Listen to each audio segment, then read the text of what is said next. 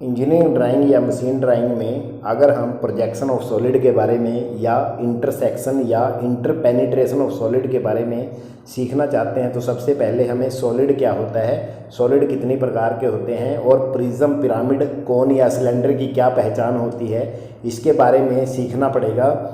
तो आज के वीडियो का मेरा यही टॉपिक है। नमस्कार दोस्तों, मैं हरिचंद आपके अपने चैनल टेक्निकल हरि सर में आपका स्वागत करता हूं। अच्छी तरह समझने के लिए वीडियो को अंत तक देखें।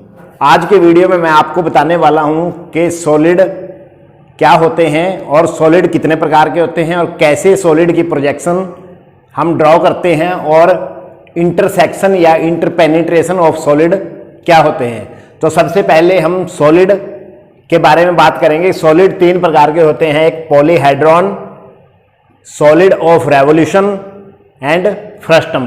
तो सबसे पहले जो सॉलिड, पहली प्रकार के जो सॉलिड हैं पॉलीहेड्रॉन में प्रिज्म और पिरामिड आते हैं। दो प्रकार के होते हैं ये, पॉलीहेड्रॉन, प्रिज्म एंड पिरामिड। और दूसरा जो सॉलिड ऑफ रेवोल्यूशन होते हैं, सॉलिड ऑफ रेवोल्यूशन में कोन, शंकु, स्फेयर, गोला, सिलेंडर, बेलन, ये तीन प्रकार के होते हैं ये सॉलिड ऑफ रेवोल्यूशन। और तीसरा होता है फ्रस्टम। ये प्रिज्म कैसा होता है इसके बारे में बताता हूं आपको। एक ये है स्क्वायर प्रिज्म, ये देखिए आप स्क्वायर प्रिज्म, इसका बेस है जो स्क्वायर है और इसके जो फेसेस हैं ये स्क्वायर हैं, चारों तरफ बराबर।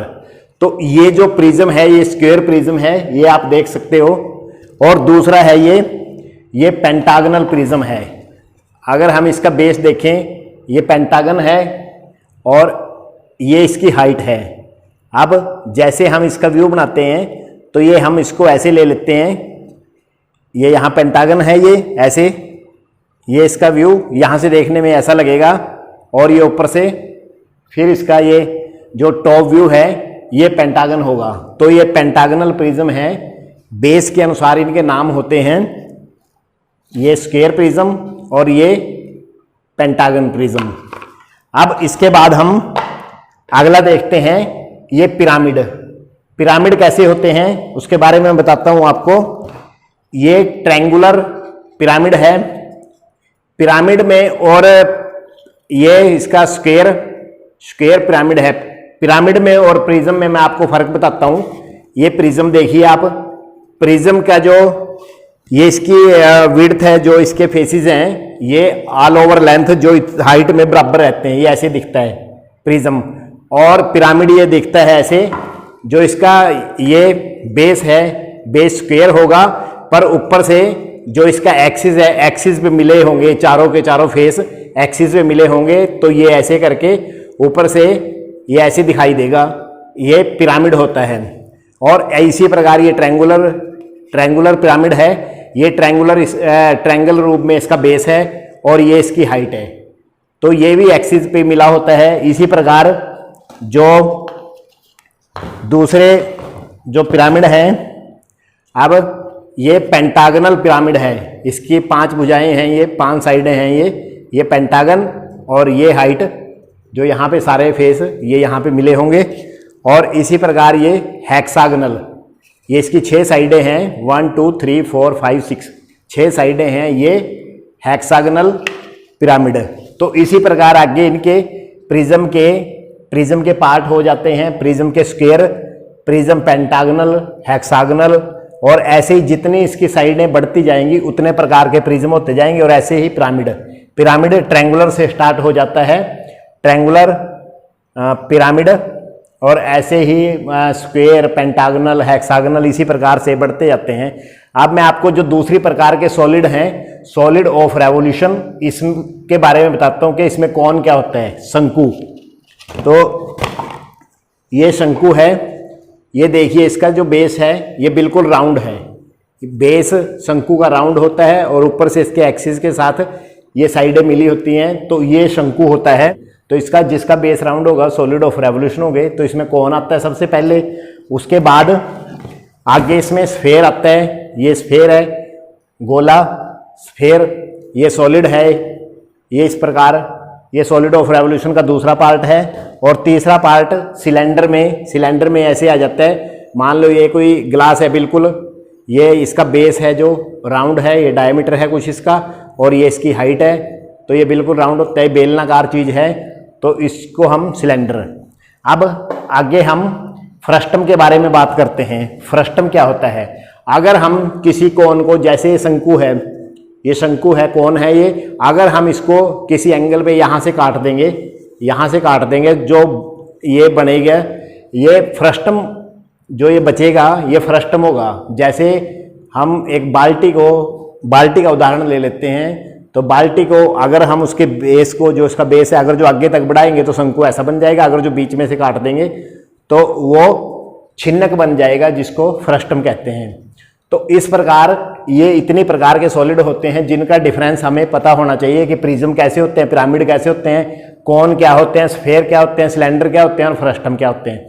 इसके बाद हम जैसे इनकी प्रोजेक्शन लेते हैं सॉलिड की प्रोजेक्शन कैसे लेते हैं। मान लो हमने ये स्क्वायर ये प्रिज्म है, स्क्वायर प्रिज्म की अगर हमने प्रोजेक्शंस लेनी हो तो पहले हम इसका फ्रंट व्यू बनाएंगे। फ्रंट व्यू कहीं से बना सकते हैं हम, मान लो हम यहाँ पे ये फ्रंट व्यू है, मान लो यहाँ पे देखने से फ्रंट व्यू लग रहा है, तो हम इसको ये ऐसे करेंगे, तो यहाँ से इसका पहले हम इसका बेस ड्रा करेंगे और उसके बाद इसकी हाइट, तो इसका ये फ्रंट व्यू हो जाएगा। और ऐसे ही हम टॉप व्यू से इसका टॉप व्यू ड्रा करेंगे, उसके बाद साइड व्यू, फ्रंट व्यू से इसका साइड व्यू ड्रा करेंगे। तो इस प्रकार हम किसी भी प्रिज्म की, और इसी प्रकार अगर हमने पिरामिड की प्रोजेक्शन निकालनी हो तो पिरामिड की प्रोजेक्शन निकाल सकते हैं। प्रोजेक्शन में बस हम फ्रंट व्यू, टॉप व्यू और साइड व्यू लेते हैं। और इसी प्रकार मान लो हमने किसी एंगल पे इसकी प्रोजेक्शन निकालनी हो, कि हम ये कह देते हैं कि इसका बेस 45 डिग्री के एंगल पे झुका हुआ है, ऐसे झुका हुआ है, ऐसे झुका हुआ है, तो उसी प्रकार इसकी प्रोजेक्शंस निकाल सकते हैं। ये अलग अलग प्रॉब्लम में अलग अलग प्रकार से प्रोजेक्शन निकालनी आ सकती है। अब इसके बाद हम इंटरसेक्शन या इंटरपेनिट्रेशन ऑफ सॉलिड लेते हैं हम। इंटरपेनिट्रेशन या इंटरसेक्शन में क्या होता है, मान लो हमने प्रिज्म की और ये पिरामिड की, इनकी इंटरसेक्शन या इंटरपेनिट्रेशन दिखानी हो तो हम इसको कैसे दिखाते हैं। मान लो ये प्रिज्म है और ये इसको इंटरसेक्शन कराया है हमने, तो इस प्रकार जैसे हमें ये दिख रहा है तो हमने इस प्रकार प्रोजेक्शन ड्रा करनी पड़ेगी। तो ये हेक्सागोनल पिरामिड की और स्क्वायर प्रिज्म की ये इंटरसेक्शन होगी। तो इंटरसेक्शन में जो भी जितने भी इनकी जैसे लेंथ, ब्रेथ या हाइट, या जो भी इनका बेस, डायामीटर, या जितने भी इनकी साइड दी हो, एक्सिस दिया हो, तो उसके अकॉर्डिंग हम इनकी दोनों की इंटरसेक्शन या इंटरपेनिट्रेशन ड्रॉ कर सकते हैं। तो इस प्रकार हम किसी भी सॉलिड के पहले तो हमें सॉलिड के बारे में पता होना चाहिए कि कौन सा सॉलिड कैसा होता है, उसके बाद उनकी प्रोजेक्शन कैसे ड्रा करते हैं, और उसके बाद इंटरपेनिट्रेशन, वो प्रिज्म के साथ भी इंटरपेनिट्रेशन हो सकती है, या प्रिज्म की कोन के साथ, या पिरामिड के साथ, या किसी स्फेयर के साथ, किसी भी सॉलिड की आपस में इंटरसेक्शन या इंटरपेनिट्रेशन दिखा सकते हैं।